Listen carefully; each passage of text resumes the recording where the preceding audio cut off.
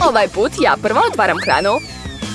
Opa, izgleda da je ovo gumeno oko. Šteta što samo jedno. Nema veze, već sam smislila šta da radim sa njim. Super, kakav tačan pogodak. Hvala, znam da sam spretna. Nadam se da ću dobiti veću porciju. Juhu, pogodila sam. Dođite ovamo, duše male. Super, Jess je se baš posrećilo. Upravu ste, nekoliko gumenih očiju je bolje nego jedno. Fuj, ne mogu ovo gledati. Ona ne zna šta su maniri. Mamice, šta je sa mnom? Kakva noćna mora? Objasni šta se dešava, Jess. Nemam pojma, oči su mi se pojavile na rukama. Prošlo je. Kako si nas uplašila? Drago mi što je se sve završilo i sad mogu da vidim svoju porciju. Jao, koliko gumeno oko. Nikad takvo nisam vidjela.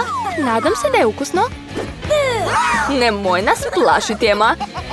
Ma to je bila samo šala. Oho, ispada da nije baš lako ugristi oko. Daj da ti pomognem, Emma.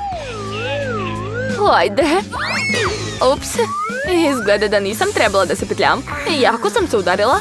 Sad me boli čelo. Žao mi je, Betty.